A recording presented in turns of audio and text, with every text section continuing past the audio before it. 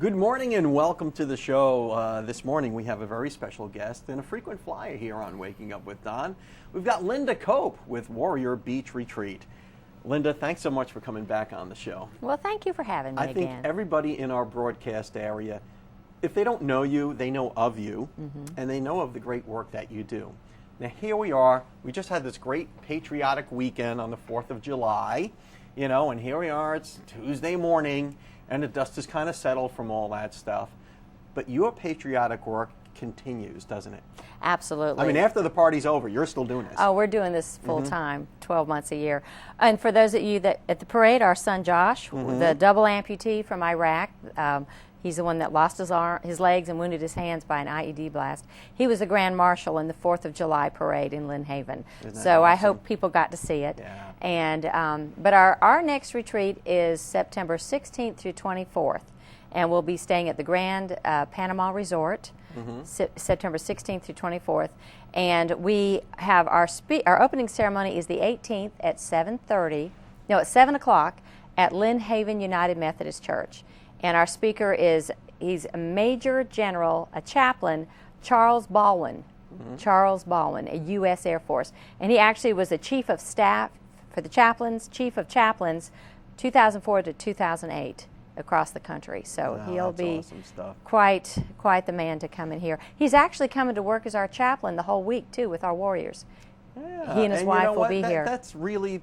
I would imagine that's a natural fit with his ministry and the work that you're doing. That's right. We're so good thankful. Grief. I mean, that is a perfect fit. Now, for those of us who might have been living under a rock, maybe you can tell us just briefly what Warrior Beach Retreat is. What is it? Well, we're not affiliated with Wounded Warrior Project at all. They're another great charity, but we're separate. Well, Beach Retreat, as the name implies, is a retreat to the beach here on Panama City Beach. It is Panama City Beach. That's right. And we bring twice a year for 7 days 50 wounded warriors and their loved ones, their spouses or caregivers, to Panama City Beach. That's 100 a year.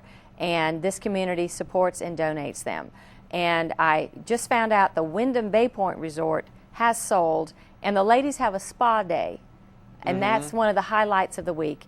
And it would cost about $6,000 to $7,000. Most of that has always been donated with the Wyndham. The spa day has been covered, and we give tips and we pay for some of the meals.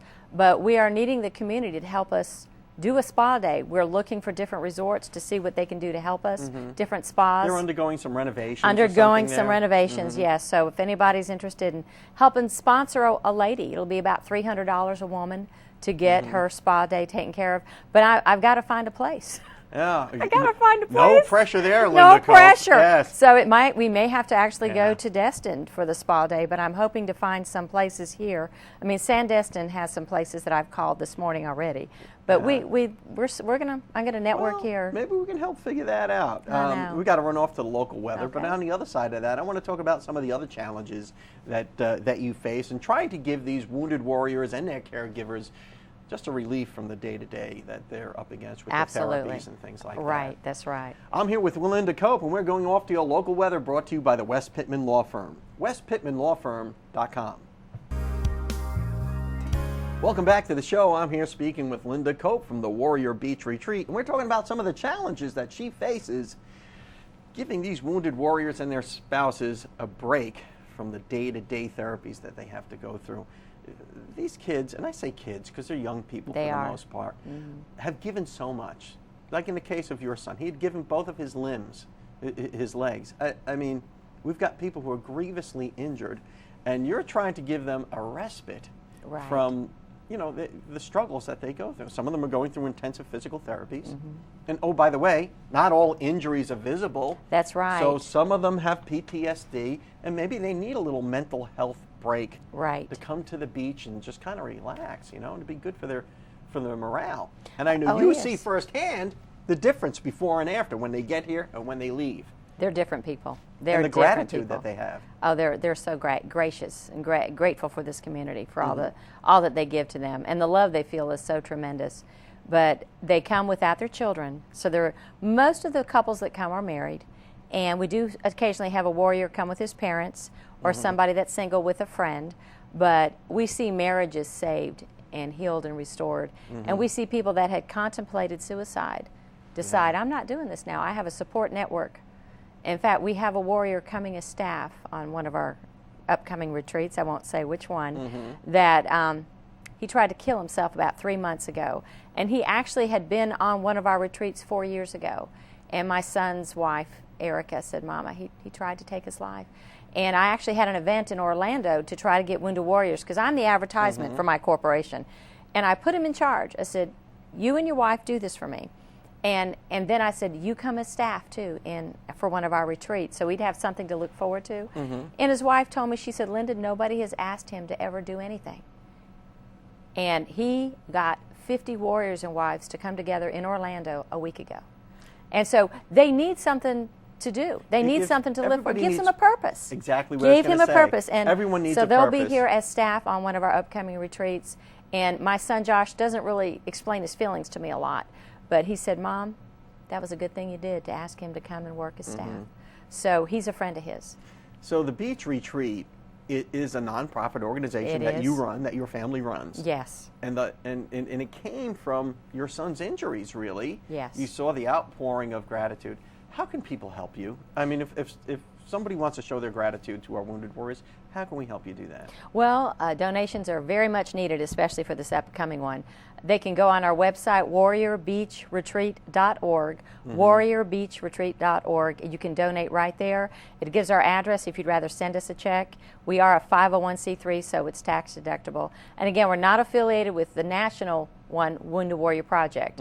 So this is a local Northwest Florida charity to help our warriors and their wives injured since 9/11, severely injured. So, Linda Cope, we're so out of time it's not funny, but thank you for all the good things that you do for our wounded warriors. Well, thank you. And you are certainly welcome back anytime. Thank you, Don. Appreciate it. And we'll be right back.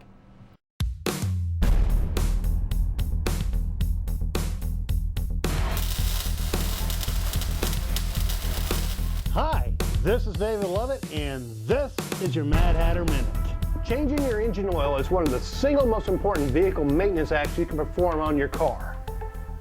Gasoline, transmission fluid, water, coolant, brake fluid, all are very important fluids and must be changed, but none of them have such a negative impact if it's not performed regularly than your engine oil.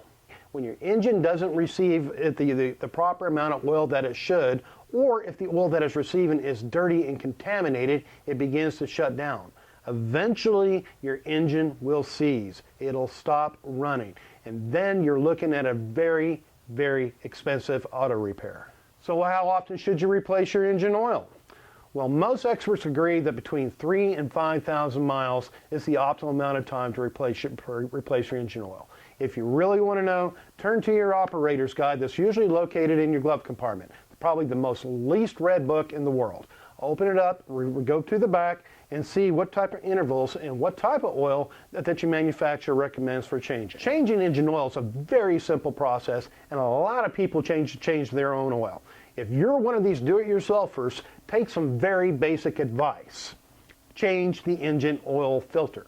The engine oil filter captures all the soot, all the grime, all the contaminants out of the old oil.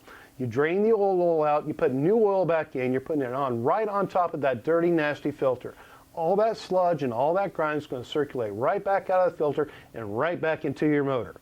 I'm David Lovett, and this has been your Mad Hatter Minute.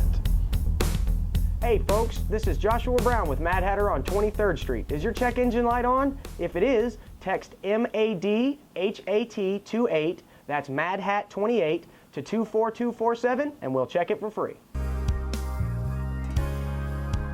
Welcome back to the show. I'm here with Dr. Stephen Favaloro from Forest Park Animal Hospital, giving us our pet health tip of the week. Welcome back to the show, Doc. Thank you very much. Hey, you know, we were talking off camera about allergies. Yes, and absolutely. Our dogs have allergies too, don't they? I tell you, sometimes I feel like most of the day I'm just talking to clients about their itchy dogs. Yeah, and not these dogs. I mean, itchy dogs meaning your pets. Right. And is there like an allergy season? Well, there are certain times of the year where we see dogs itch more than others. Cats too. But you could really itch all year round if you're a dog, right? Absolutely. And during the summer, we see a lot of dogs that will come in with itching from fleas. And that sort of makes sense, right? You know, I mean, so there's basically the three main allergies we see are going to be in external parasites: fleas, ticks, ear mites, scabies, red mange. Then second, depending on the age group, you got what's called atopy or hay fever, and then food allergies. So those are the three biggest categories that we see with allergies. And in dogs less than a year of age, external parasites are number one, by far the biggest cause of itching. And then food allergies. We see a lot of food allergies, believe it or not. Wow, isn't that so? Wow, there's so much there, and there's so many questions I want to ask. First of all, what the heck is red mange? I've heard the term mange, but what is So red mange is actually a mite called Demodex. That's in the skin of every single dog in the whole wide world. Really? It's just that some dogs are born with an immunodeficiency against it, so they can't prevent that mite from overpopulating the body. And then, some dogs have genetic predisposition where it's going to just take over the whole body. And other dogs just have a kind of a delayed juvenile type where their immune system isn't quite caught up, and they'll get these localized spots. But it's not the genetic hereditary form. But younger animals are more susceptible to external parasites? Well, a lot of it is environment. I mean, so people that have a controlled environment, if a fenced-in yard, the dog doesn't leave the yard a whole lot. There's not a lot of, neighbors who have dogs that aren't necessarily, having environmental infestations. Those dogs have a perfect model to not have parasites come in. But, the dogs that live in apartment complexes where there is no controlled environment, because you can everybody walks a dog in the same area. Fleas all over the place. And people who live like in wooded areas where I tell people who have a lot of acreage. The good news is you live in the country and you have a lot of land. The bad news is that you live in the country and you have a lot of land. There's no way you can control your environment. So fleas and ticks are really bad. Now ear mites and scabies and red mange, that's usually like a first 4-6 months of life, unless the dogs really just are running around a lot of other dogs. But fleas and ticks, those are seasonal, particularly the ticks, but fleas can be year-round. How can we tell, beside the obvious itching or scratching, if our dog has an allergy or we suspect it? So generally, all dogs are going to have normal itches here and there. They'll scratch a little bit. They'll, shake their head when they wake up. But if those ears are just flaming red, if they're chewing their feet, if their armpits and groin area are red, if there's hair falling out everywhere and not falling out like just shedding a lot, like falling out and there's no replaced hair yet. You got areas back on the back end by the tail where hair is missing, the skin is red. You see, these scabs, those are all telltale signs that, you have allergies. Can dogs have hay fever like humans? Absolutely. We do allergy testing a lot, and we test for 60 or 70 different trees, grasses, weeds, molds, and you'll be surprised. I'll do allergy tests on some dogs, and I'll be allergic to 40 to 50 different allergens as far as different trees and weeds and grasses, and we'll start naming them off, and you're like, yeah, my neighbor has that one. Yeah, we have this in our yard. And then we see a lot of indoor allergens too, like, believe it or not, house dust mite. There's something called K-pop, which is a stuffing in most mattresses and things like this. Tobacco. I've got a couple of dogs that have been allergic to human epithelia. What is that? Skin. My Lord, really? I know, right? So and it's got to be tough on a dog because they live in a world of smells. Oh. They sniff everything. They and do. Being allergic to something has got to be hell for a dog. Well, and there are things that you can do, and if it's seasonal and it's not bad, you can just treat conservatively. But you have some dogs that are just year-round itchy, and so if we can't control it with shampoos and leave-on conditioners and histamines, fatty acids, sometimes we have to do allergy testing, and immune-specific immunotherapy. So if you suspect your dog has an allergy, I guess the best bet is just to bring him into the vet. Absolutely. And have them check it out. If they're chewing and missing on anything, or their eyes are weeping, or whatever. Because they're miserable, Yeah. and they smell more too because their oil glands are over-secreting. And we all love that smell. Dr. Fobb, thanks again for Thank you. helpful pet tip of the week. Absolutely. And we'll be right back after these messages. Good morning and welcome back to the show. There's been a lot of misunderstanding about what the Economic Development Alliance really is and what they do. So I've got someone here who might help clear some of those things up for you. I have the Executive Director of the Economic Development Alliance, Mr. Neil Wade. Thanks for coming back on the show, sir. Good to be here. I'm saying coming back on the show, but this is really your first time on the morning show. In the morning show, yes it is. Yeah, because I remember you came on Right. Newsview Right. a few times, and we talked some real serious business. But this is kind of a lighter show, so give us some good news. Well, the good news is that, of course, we're created to create jobs, to bring jobs into Bay County, to raise the average wage so that people can have more to spend, and businesses will have more people spending more dollars, and that's what it's all about. When you talk about raising the average wage, yes, we're not talking about a government mandate of minimum wage hikes. What are we talking about? No, what you're talking about is in Florida, incentives are not granted unless you have a company that is going to pay at least 115% of the average wage of Bay County. Oh. So it's forcing us to go after those higher paying jobs, which that should make everybody happy because, again, you're then able to bring in jobs that are going to give people more to spend and give them more disposable income. And that's what it's all about, is to create more wealth within the community. Do those incentives, I mean, do they cost the taxpayer anything? You know, they're actually tax rebates, and the great thing is in Florida, it's all performance-based because you have to create, as a company, you've got to create the jobs. You have to maintain them for at least 3 years before you get your incentives. So you have to do these things, and then the incentives are there. So in essence, it is basically allowing them to get refunds on their taxes. And it is, you know, taxpayers in a way do pay for it, but it is a great deal for the taxpayer and it's a great deal for the company. And that's what you're looking for, is a balance between the taxpayer and the companies, because the companies are bringing in jobs for the taxpayers. Now, that you're doing this important function of bringing business and industry into the area, and what is the EDA? Is it a government entity? Is it a private entity? It is a mixture of both? What is it? We are funded by both public and private entities. We have about 51% of our budget comes from private companies who invest in the Alliance because they believe they're going to get a benefit. Banks are going to get more depositors. Other companies, realtors, are going to get more business. So people see that they're going to get something out of it, which is exactly what we want to have happen. Then the public side, there's a formula that's used for them to invest in the EDA. So in essence, we are the county and the cities in Bay County. We're their economic development organization. So they don't have to go out and fund one. They may not have the expertise to do it and in-house. we do it for them. So we're their representative, and we bring them the project. So they band together exactly to make sure you're funded to do your job to bring more prosperity to the area. Interesting concept. We got to run off to a break, but on the other side of that, I want to drill down at that a little bit more and maybe dispel some myths about the EDA. You're watching Waking Up with Don, and I'm with Neil Wade, and we'll be right back. Welcome back to the show. I'm speaking with Neil Wade, and he's the Executive Director of the Economic Development Alliance.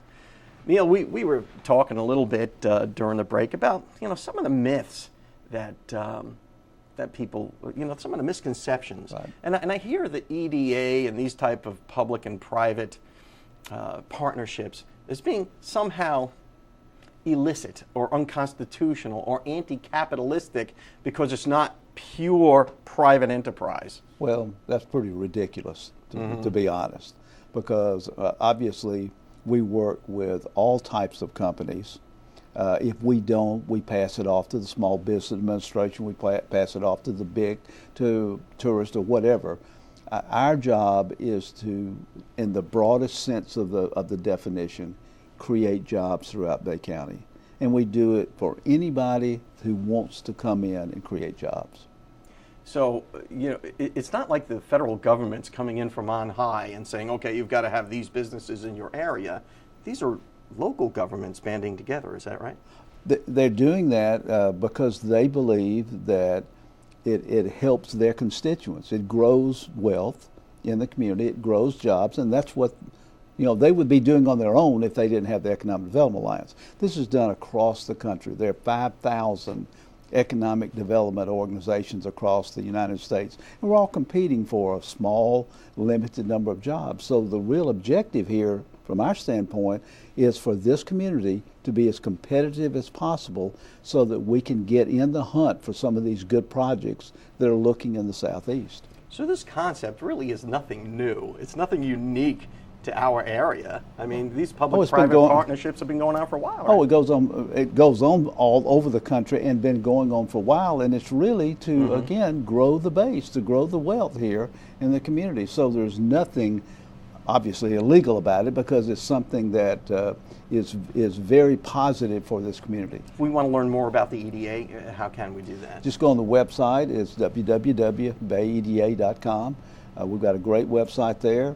We have the only inventory of available sites in the state right now. So it's a good place if you want to build a business or if you want to learn about the EDA, it's a good place to go. Neil Wade from the EDA, thank you so much for coming on the show. And thanks for the hard work you do to make this a better place. Thank you. And we'll see you next time.